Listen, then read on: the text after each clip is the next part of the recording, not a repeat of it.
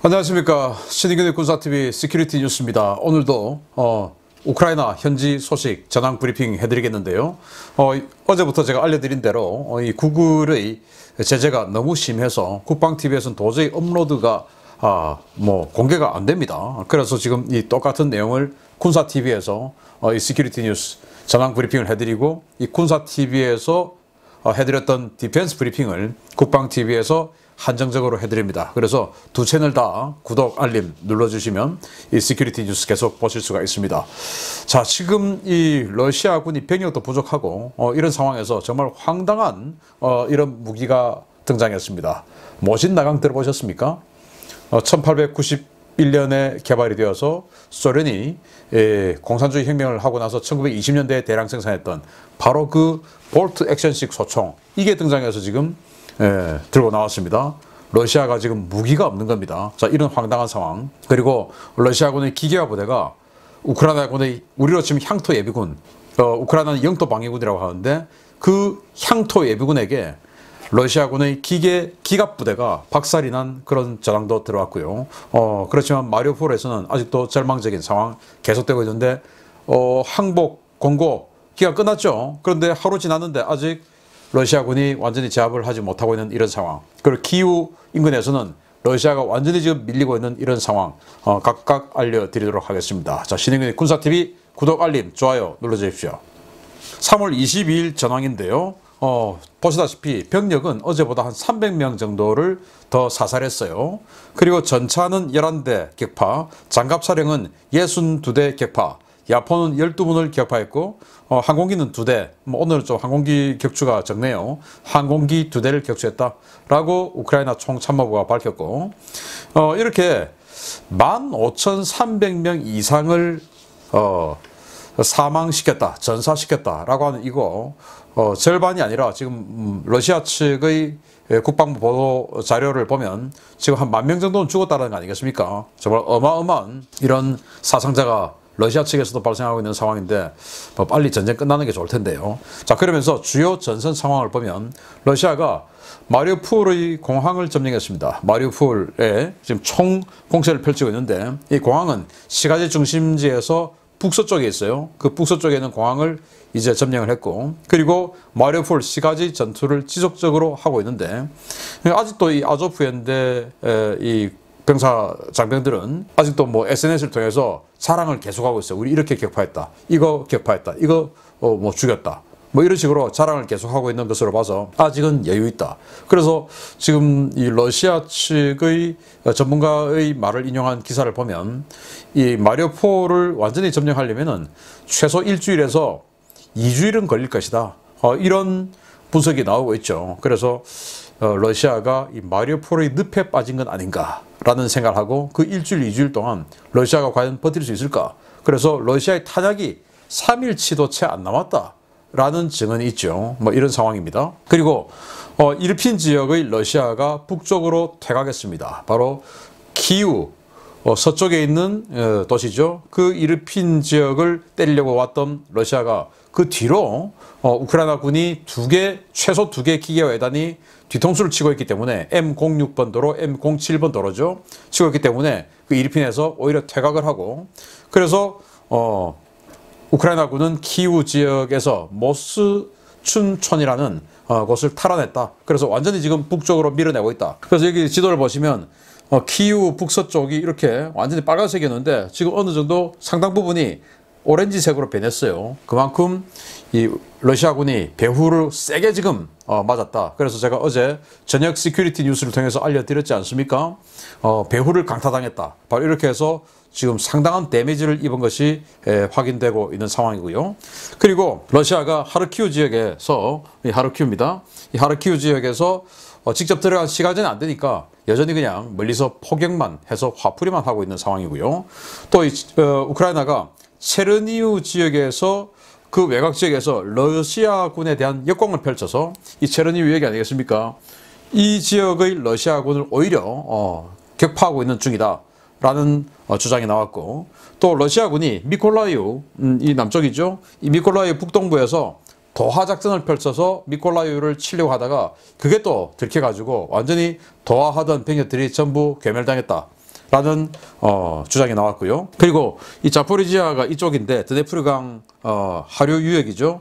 이 지역에서 러시아가 심리전을 강화하고 있답니다. 뭐냐? 자포리지아 공화국 선포, 인민공화국 선포하기 위해서 심리전을 강화하고 있다. 그래서 지금 루한스크, 도니체크 인민공화국 선포했죠. 그리고 여기 헤르손 인민공화국 선포했죠. 그럼 왜 이렇게 자꾸 인민공화국 선포하려고 하느냐? 병력이 없어서 징집하려고, 강제 징집하기 위해서 이렇게 인민공화국을 선포를 하고 있던 것이고, 이 자포리지아도 그 선포를 위해서 심리전을 하고 있다라는 건데, 이 헤르손 지역에서는 징집을 하려고 해도 워낙 지금 이 반러 시위가 거세니까 징집을 해도 응하지 않을 가능성이 높고, 또 징집을 강제로 해서 끌고 와도 그 사람들에게 총을 나눠주면 그 총구를 거꾸로 돌릴, 그래서 민병대로 변할 가능성이 있기 때문에 이 헤르손에서는 아직 징집을 못하고 있고, 또 헤르손이 지금 미콜라이오 쪽에서는 우크라이나군에게 곧 함락될지 모르지 않습니까? 그래서 이 중앙지역인 이 자포리지아 지역에서 징집을 위한 인민공화국 선포를 준비하기 위해서 심리전에 들어갔다라는 주장이 있고요. 그리고 이 마리우폴 바로 옆에 베르단스크라고 하는 항구가 있는데, 이 항구를 향해서 이 건너편이 바로 러시아 아니겠습니까? 이 러시아 지역에서 계속 행정 상륙을 하고 있다. 상륙함들, 상선들, 여기에다가 장갑 차다 병력이다 막 실어서 지금 마리우폴 시가전을 위해서 병력과 장비를 행정 상륙 실어 나르고 있는 중이다 라는 이런 전황 브리핑이 있고요. 자, 그러면서 우크라이나의 수도인 키우 그 인근의 전황을 조금 더 확대한 지도를 보면, 여기 이제 파란색이 당연히 우크라이나군이죠. 우크라이나군의 소총부대, 즉 소총 경보병들이 북쪽으로 밀어붙이고 있고, 그래서 해서 지금 원래 여기까지 대부분 러시아 권역이었는데 밀어붙이고 있는 상황.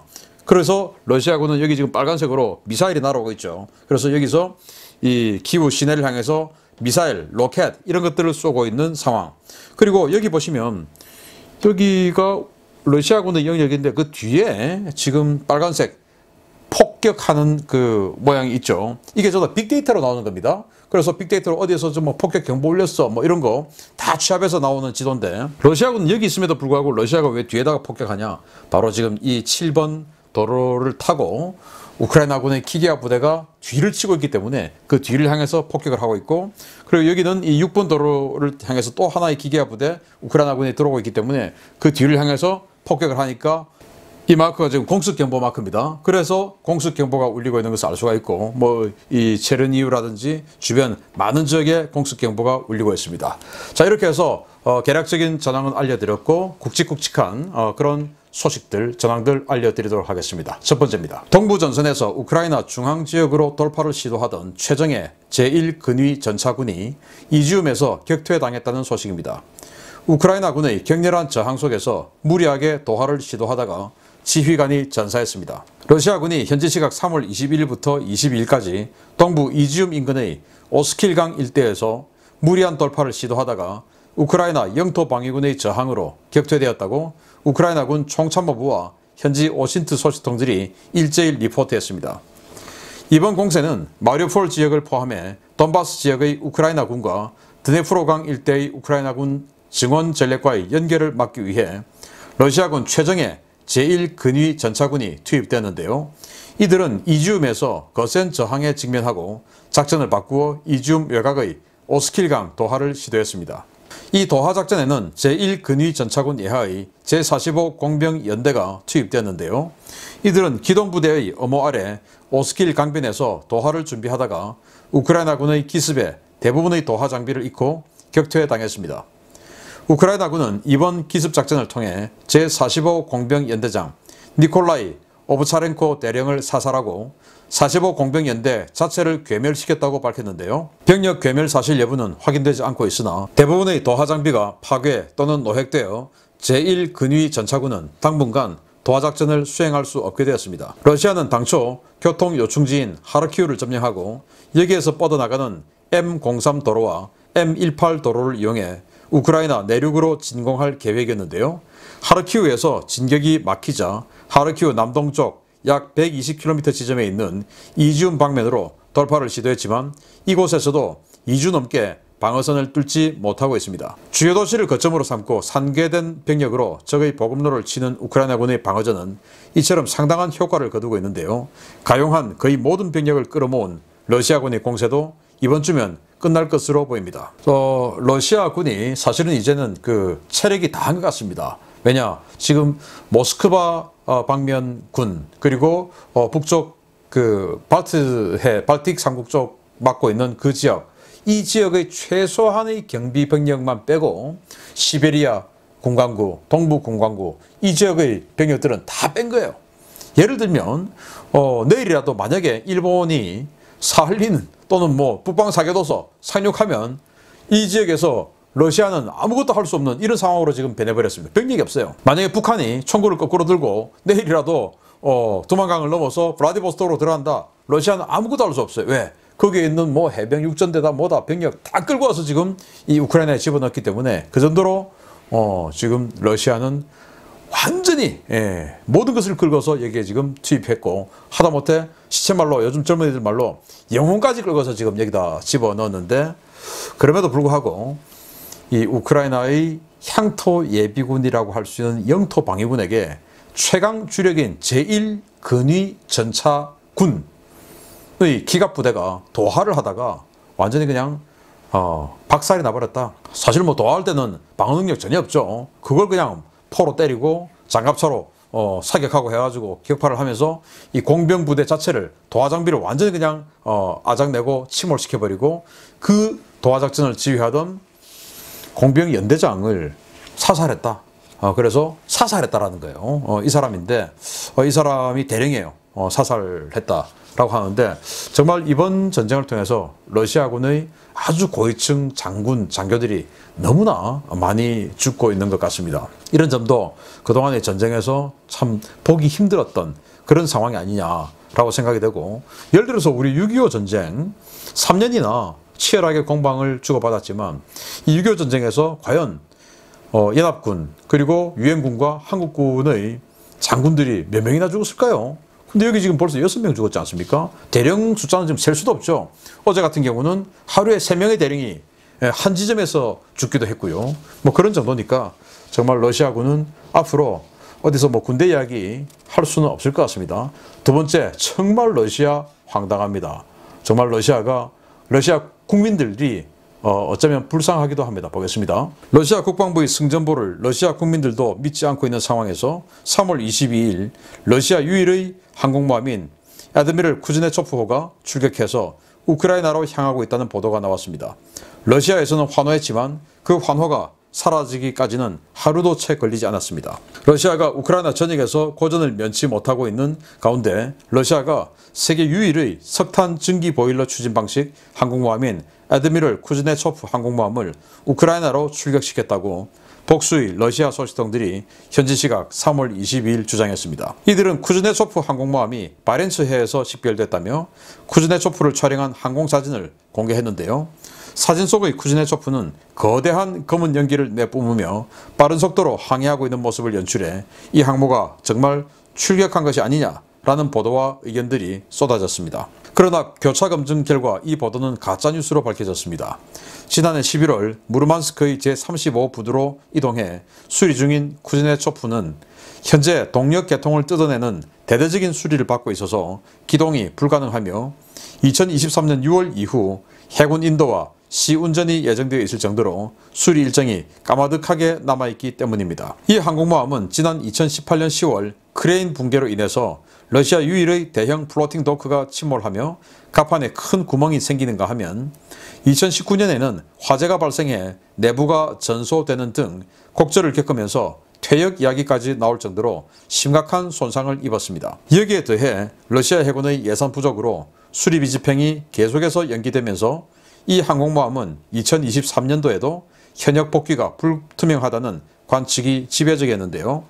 이 항공모함이 바렌츠해에 출현했다는 소식에 워싱턴 소식통들은 선박 항행 정보와 위성 등 모든 수단을 동원해 바렌츠해를 샅샅이 뒤졌지만 결국 이 항모는 무르만스크에서 수리 중인 것으로 확인됐습니다. 쿠즈네초프 소동은 승리에서 점점 멀어져가는 상황에서 극적인 반전을 일으킬 수 있는 데우스 엑스 마키나를 갈망했던 일부 러시아인들의 바람이 부추겼는데요. 결국 이 소동 때문에 러시아의 이미지만 더 구기게 되었습니다. 데우스 엑스 마키나, 그러니까 뭐 이 소설 같은 거에서 아주 상황이 완전히 엉클어져 있는데 마지막에 짠 하고 출연해서 모든 것을 정리를 딱 하는 초슈퍼 울트라 캐릭터를 그렇게 얘기하죠. 그런 이 지금 뭐 완전히 그냥 자신들의 생각과는 완전 다른 방향으로 흐르고 있는 이 전쟁을 다 정리해주고 러시아의 바람대로 움직일 수 있는 그런 아주 기가 막힌 히어로를 원했는데 러시아인들이 그 히어로가 바로 이 쿠즈네초프 항공모함이 아니냐.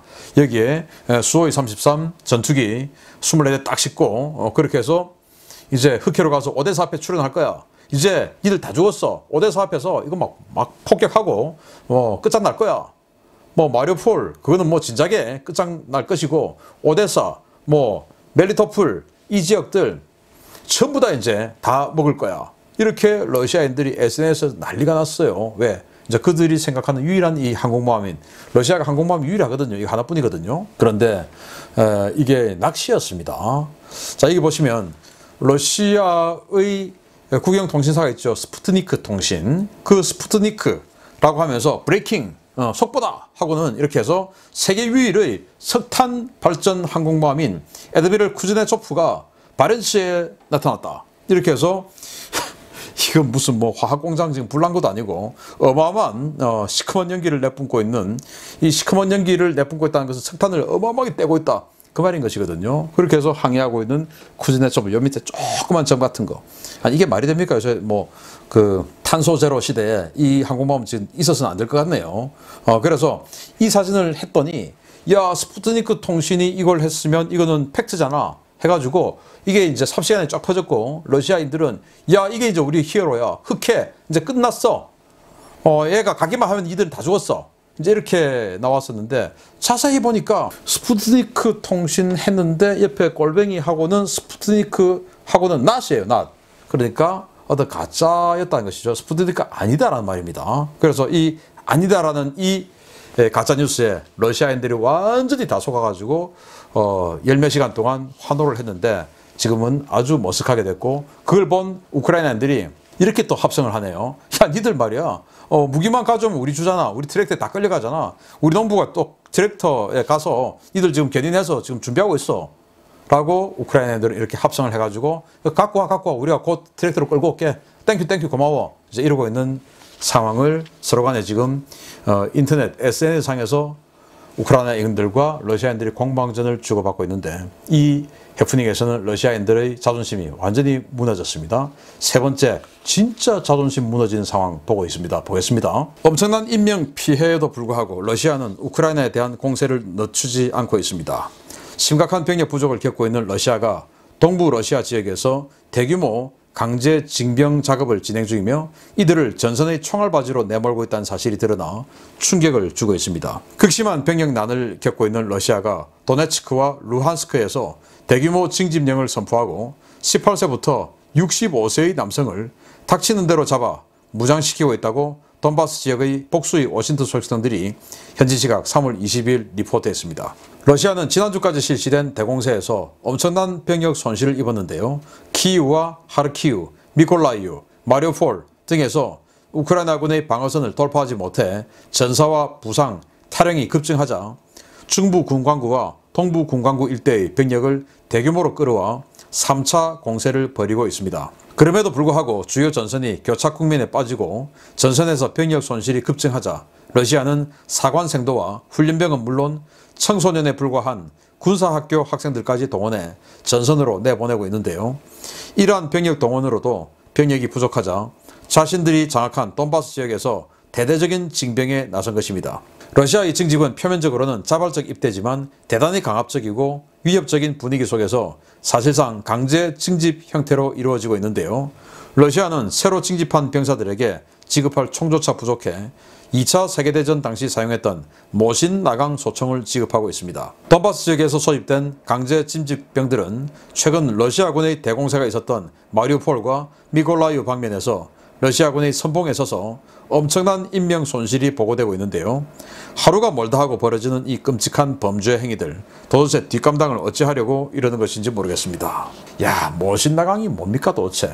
모신나강 1891년도에 만들었죠. 1891년도니까 지금으로부터 130년 전. 그리고는 1917년에 러시아에서 공산당 혁명이 일어났고, 그래 소련이 탄생했고, 그 소련이 1920년대에 대량 생산했으니까 100년 된 총. 그 이제 2차 대전 때 썼던 총이죠. 그걸 지금 이제 무기가 없으니까 막 끌고 모아가지고 모신나강을 나눠주는데, 또 이 루한스크, 도네츠크 지역에 아니 18살에서 65세까지를 징병을 한다는 겁니다. 처음에는 55세까지였어요. 55세까지인데 그래도 모자라니까 이제는 65세로 10년 연장해서 65세까지의 남성을 닥치는 대로 지금 잡아가고 있다라고 합니다. 그래서 이 지역 사람들이 뭐 처음에는 좋다고 독립공화국, 인민공화국 선포하고 러시아로 가야지라고 했다가 지금 이런 식으로 이제 막 끌려가니까 불만이 있다라는 거예요. 자, 그러면서 한번 보십시오. 자, 이거 영화에서 많이 본 것 같지 않습니까? 예전에 2차 대전 때 독일군이 사용하던 MP40 기관단총이에요. 아주 정확도 떨어지고 허접한 총인데 이게 지금 그 포로들이 가지고 있는 것이 지금 식별이 되었고, 자, 여기 보십시오. 지금 징집되고 있는 뭐 일종의 예비군 같은 사람들인데 모신나강 총 들고 있습니다.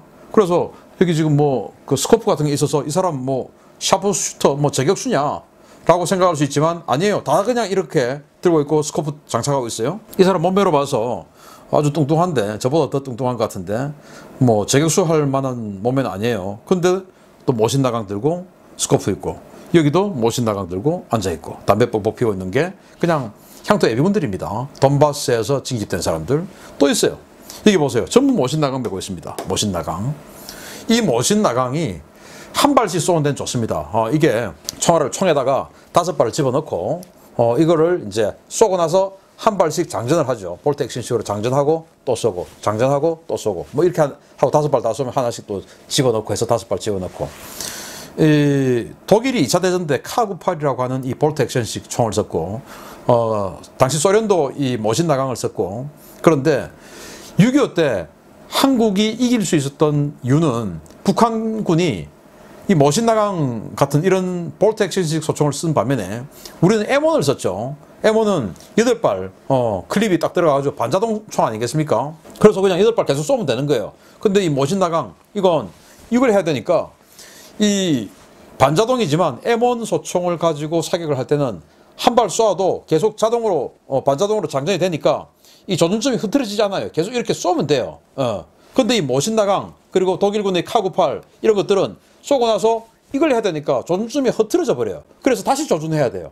왜? 이거 하느라고 조준 어디 갔는지 모르니까 또 찾아야 되죠. 그래서 2차 대전 때 미군이 독일군을 이길 수 있었던 거고, 6.25 때 우리 한국과 유엔군이 북한군을 또 중공군을 이길 수 있었던 겁니다. 바로 모신나강과 K98의 볼트 액션, 이것 때문에 우리는 M1의 반자동 때문에 이긴 건데, 그 볼트 액션의 모신나강이 지금 이렇게 대규모로 나와서 싸우고 있다. 정말 러시아도 이렇게 군사적 체력이 부족한 나라였습니다. 그래서 일설에서 주장한 것처럼 러시아군 탄약 지금 3일치밖에 없어 라고 하는 거, 이런 거 사실이 아닐까라고 생각이 되고, 그리고 제가 또 내일 또 알려드리겠지만 지금 러시아가 황당한 미사일을 쐈다라는 지금 첩보가 나왔어요. 그걸 조금 더 조사해서 이게 도대체 무슨 미사일이냐, 이 미사일이 얘가 왜 여기서 나와 하는 그런 상황인데 그거 내일 알려드리도록 하겠습니다. 아무튼 마리우폴만 조금 길게 가면 러시아는 치명적인 국가적인 치명상을 입지 않을까라는 생각이 듭니다. 계속 알려드리겠습니다. 신의균의 군사TV, 국방TV 구독, 알림, 좋아요 눌러주십시오. 마치겠습니다. 감사합니다.